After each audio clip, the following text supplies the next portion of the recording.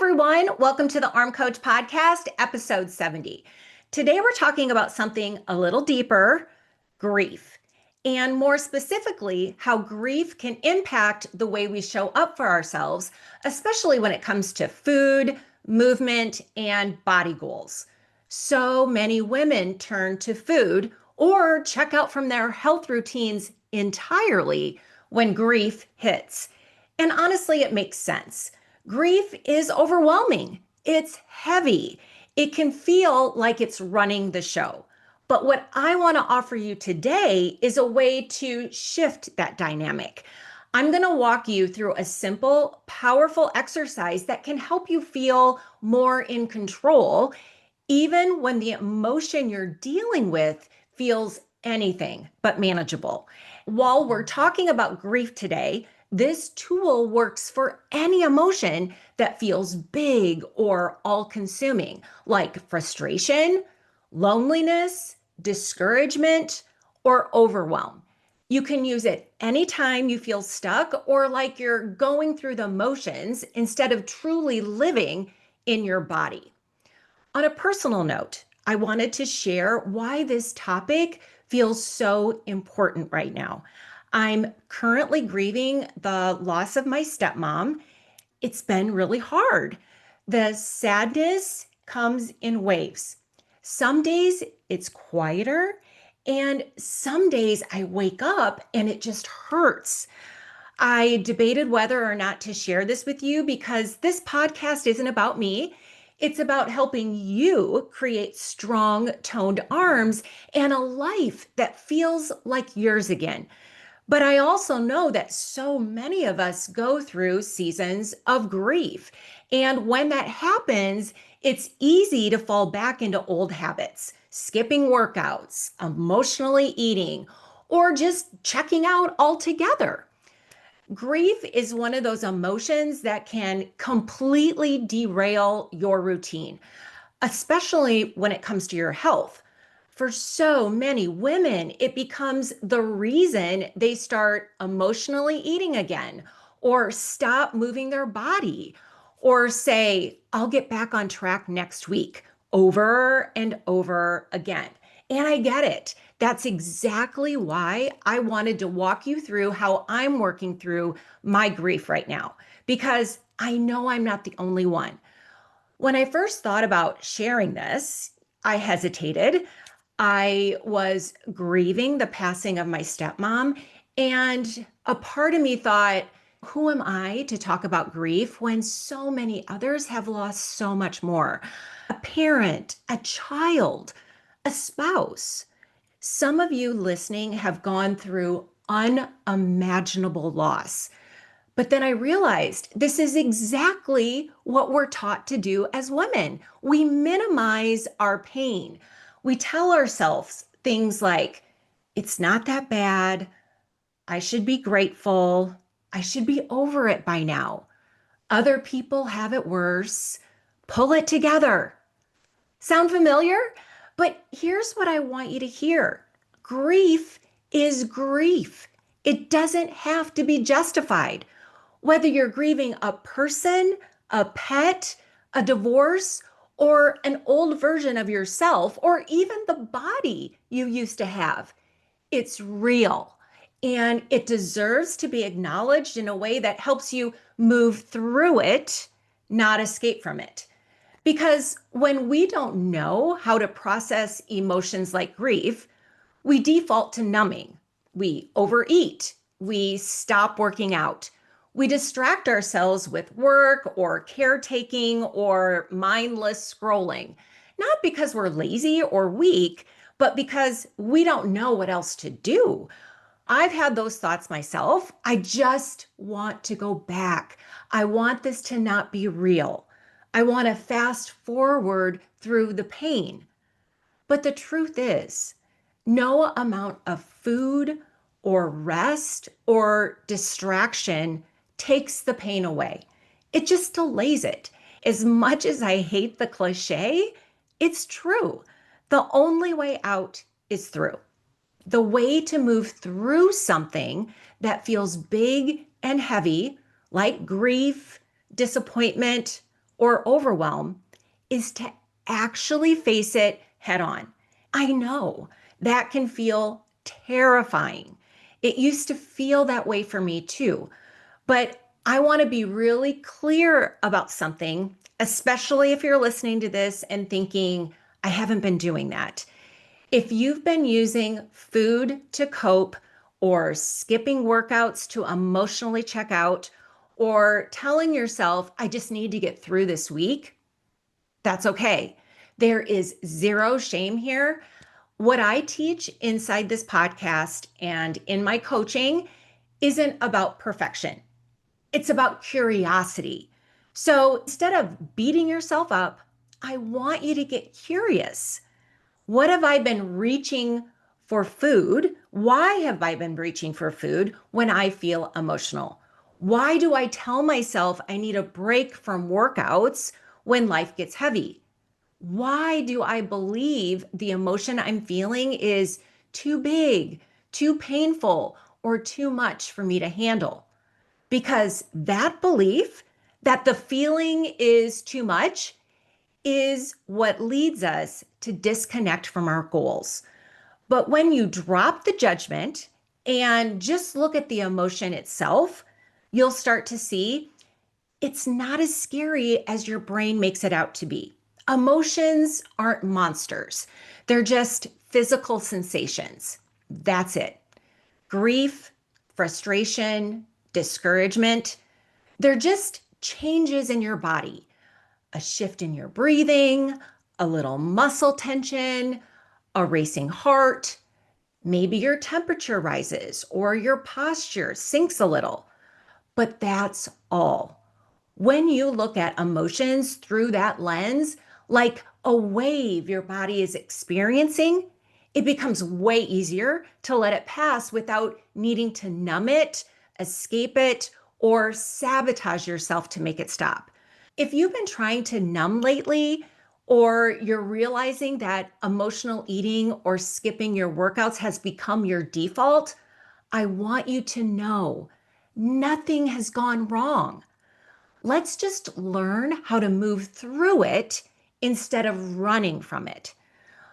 Let's turn everything we've talked about into something you can use, something that helps you respond differently to your emotions instead of feeling like they're in charge.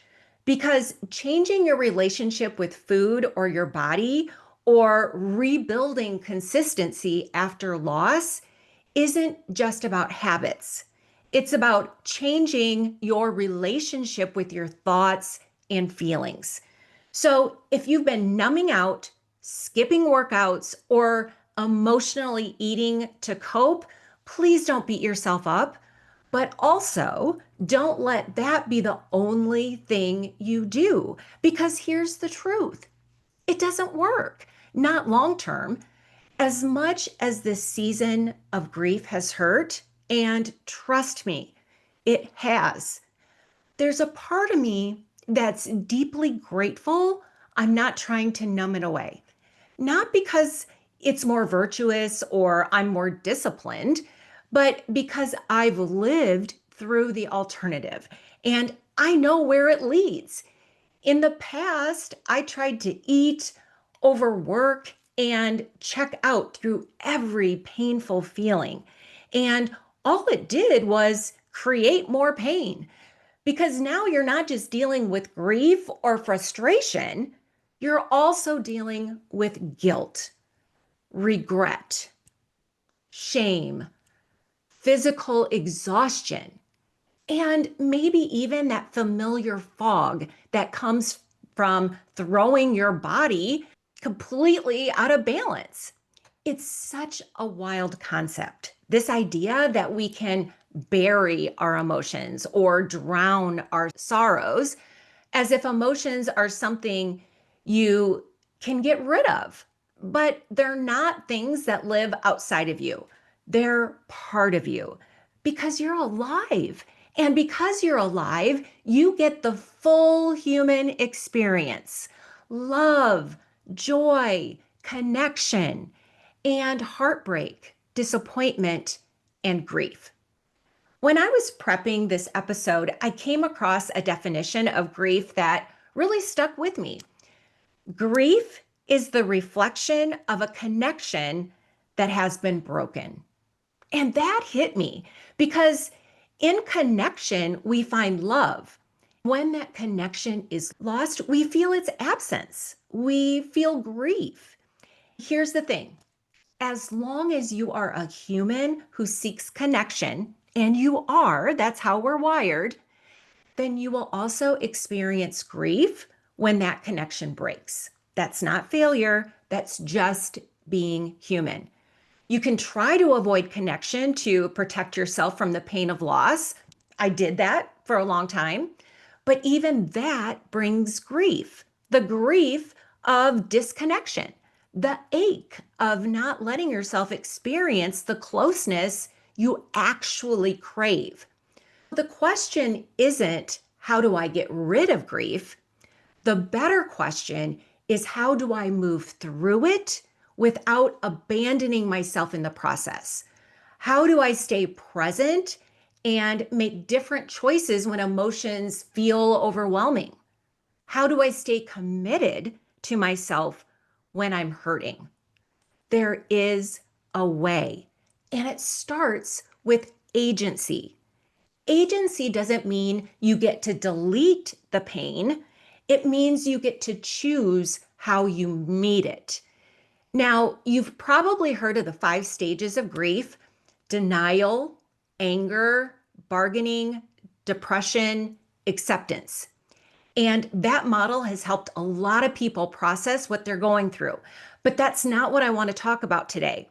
Today, I want to show you how to look at your pain, really see what's there, and then decide intentionally how to respond in a way that builds strength, in a way that reconnects you to your body, in a way that makes you proud. For a lot of us, looking at our pain feels like the last thing we want to do. Honestly, I didn't want to look at mine either. I just wanted it to go away. That was my go-to for a long time. Just avoid the pain, push it down, distract myself, and move on. But that's kind of like trying to heal a broken bone without ever looking at the fracture. You can't set it correctly if you don't examine where and how it broke. And if you don't set it right, it doesn't heal right. Pain works the same way. When my stepmom passed, I felt that same kind of fracture. It had been a long, emotional day. Phone calls, processing, supporting family. And by the end of it, I felt this huge wave of pain that I couldn't quite name. And I caught myself in the moment riding home in the car thinking, this isn't just one feeling. There's more going on here. And I want to be super clear. This is not how I used to respond to pain.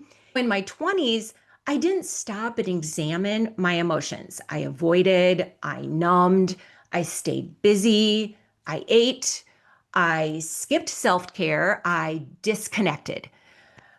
But over the last decade, I've practiced what I now teach you: how to recognize what you're feeling, where it's coming from, and what choice you want to make in response to it. It's the exact process I use when I teach the think, feel, act cycle. See, our emotions don't just happen because of outside circumstances. They're shaped by how we interpret those circumstances, by the meaning our mind attaches to what's happening. And once you start seeing that, you realize you don't have to run from your emotions. You can get curious instead. That's what I did that day. My instinct was still, let's escape, let's not deal.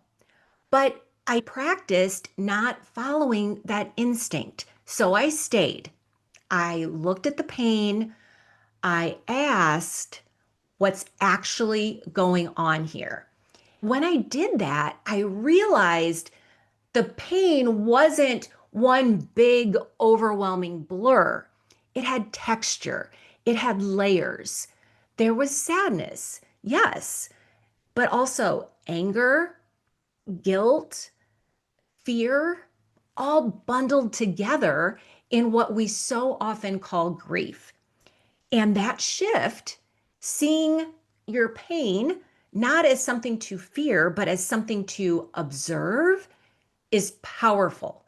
It allows you to separate the feeling from your actions. It gives you agency. And in that space, you get to choose what you want to do next. So if you've been feeling something big lately, grief, frustration, loneliness, even the shame of falling off your workout routine, I want to encourage you to pause. Don't rush to fix it or cover it up. Look at it. Get curious. There's a lot going on when you're grieving, or even when you're just going through a hard season. I think that's what makes it feel so overwhelming. It's not just one feeling, it's a whole bundle of them all tangled together. And that's why so many women avoid looking at it. We're afraid that if we do look, we'll see too much. It'll be too big, too messy, too painful. Here's what I found. When you break it down, it actually becomes so much more manageable. I use the same tool I teach inside Arms by Kristine, the Think, Feel, Act cycle, to help me process what I was feeling after the loss of my stepmom. And instead of feeling like I was drowning in grief, I started to see, oh, this is actually made up of specific emotions created by specific thoughts. When I thought, I'm never going to have another conversation with her, I felt deep sadness. When I thought she didn't get the time she deserved, I felt anger. And when I thought I should have visited more often, I felt guilt. And when I thought, what if I lose someone else and I can't handle it? I felt fear. All of these emotions were bundled inside what I was calling grief. And when I separated them out, everything started to feel more manageable. It wasn't this big, dark cloud. I could actually name what I was feeling. And here's something really important. Even if you know something logically, your emotional brain can still throw thoughts at you that create guilt, fear, or self-blame. That doesn't mean you're broken. It means you're human. Being aware of those thoughts is how you start to challenge them. That's what I did. I realized I want to feel sad. That's a natural, honest response to losing someone I loved.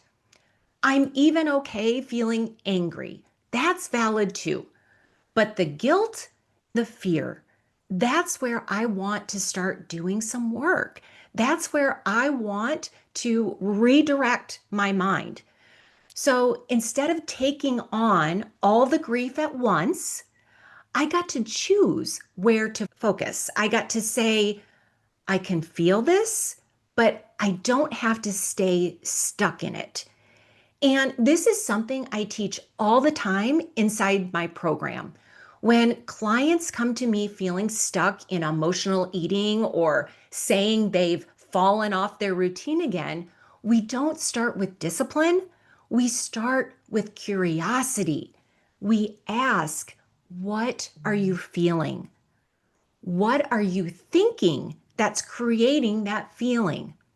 And what do you want to do next, now that you see it clearly? For me, making space for emotions like sadness and anger has become a practice. And it's simpler than you might think. Sometimes it sounds like this: Kristine, you're sad, and that's okay. You're angry, and you have every right to be.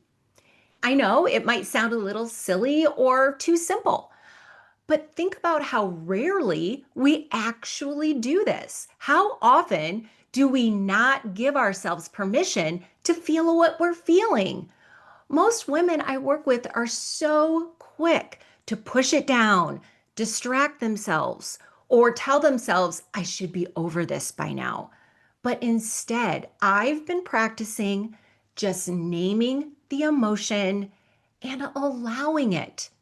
Then I ask, what does sadness feel like in my body? What's happening with my breathing? How is this different from anger? That kind of body awareness gives you a place to focus that's not rooted in shame or judgment. It pulls you out of that mental loop of, I should feel grateful, or why am I not past this yet? And honestly, it's incredibly freeing to give yourself that kind of permission. But I also started noticing something else. These sneaky thoughts that were creating guilt and fear, I had to draw a line in the sand. I realized if I leave those thoughts unchecked, if I let them spiral without challenging them, they grow louder, faster, and more powerful. So I made a decision. I'm going to challenge those thoughts. I'm going to poke holes in them. I'm going to treat them the same way I'd respond to a dear friend if she said something cruel about herself. I would never let her sit in guilt or catastrophizing without pushing back with love and truth. And that's something that I've been working on and helping you work on, because most of us aren't taught to question our own thinking. We're taught to question other people, but not the inner critic running unchecked in our own mind. So now, anytime I catch myself spiraling into blame or worst case scenarios, I stop, I notice it, I call it out. Now, that doesn't mean my brain doesn't still go there. It does. I've had to redirect it many times. But the difference now is I see it. I don't follow it blindly anymore. I don't let it steer the ship.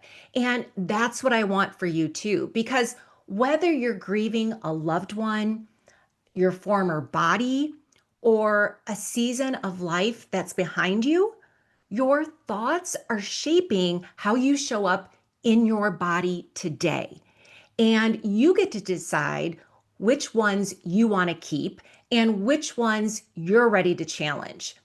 So here's what I started practicing.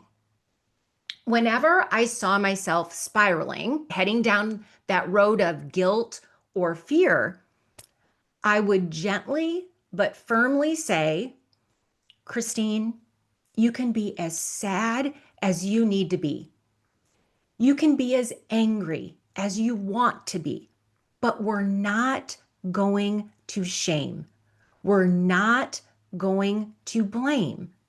We're not going to live in regret over the past or anxiety about a future that hasn't even happened.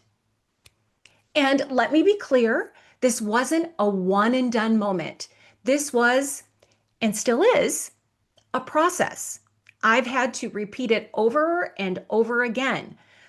But because I had taken the time to really look at what was inside my pain, because I'd pulled apart the bundle of emotions, I was able to make a powerful decision. Which emotions do I want to make space for? And which ones am I ready to challenge and let go? That's where the real shift happens. redirecting your mind, not letting it stay on autopilot, is what gives you back your power. Because the real problem with emotions like grief or overwhelm isn't the emotion itself. It's what happens when we check out and go into autopilot. That's when your brain starts scanning for what's wrong.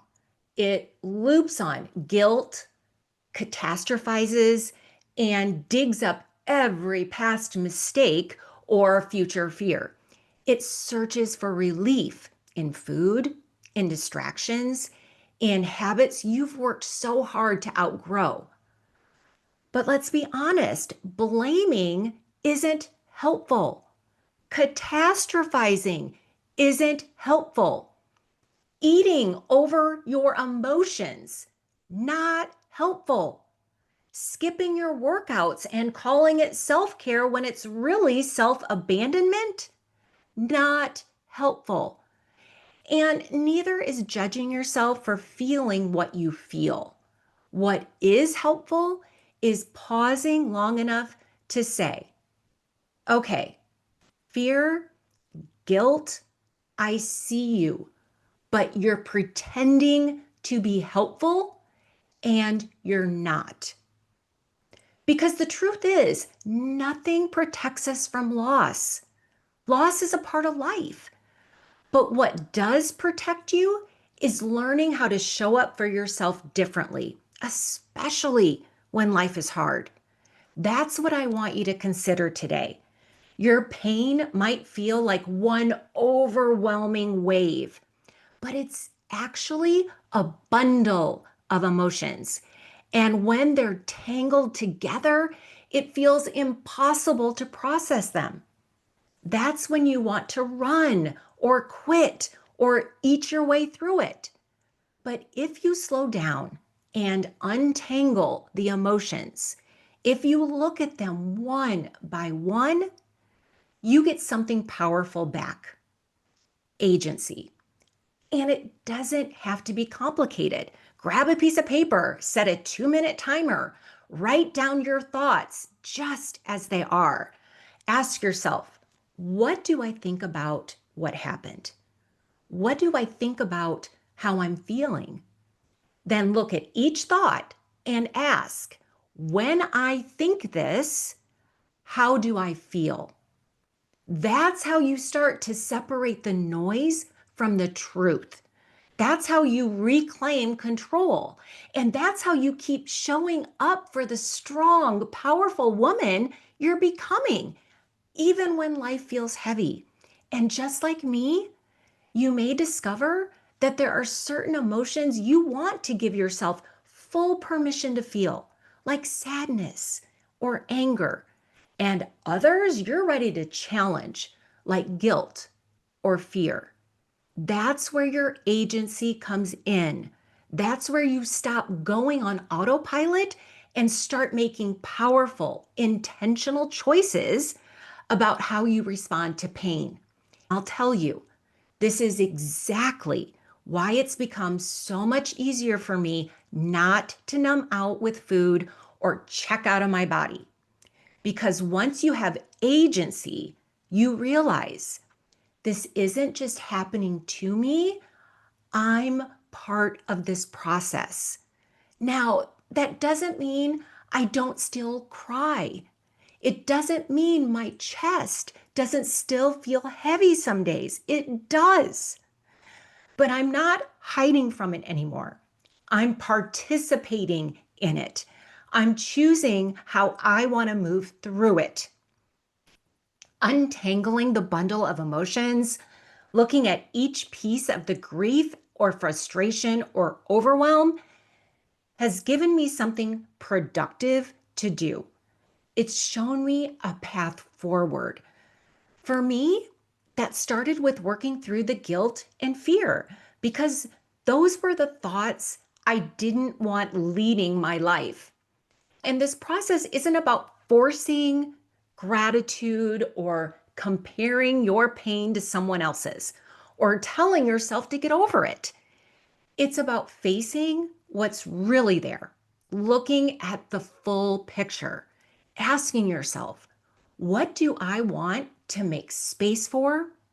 What am I ready to question? And how am I going to do that?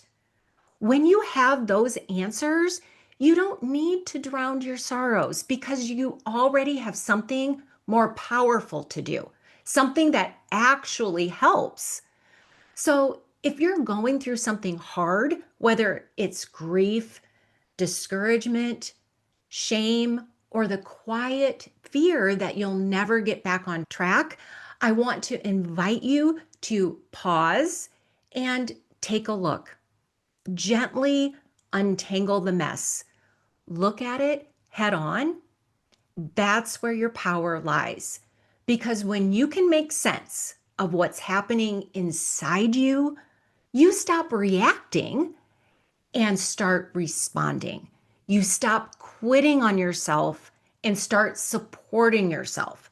And that's when everything begins to shift.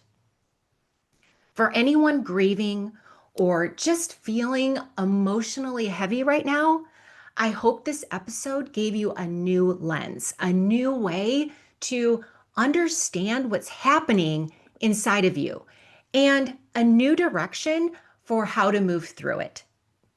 That's it for today. I'll see you next week.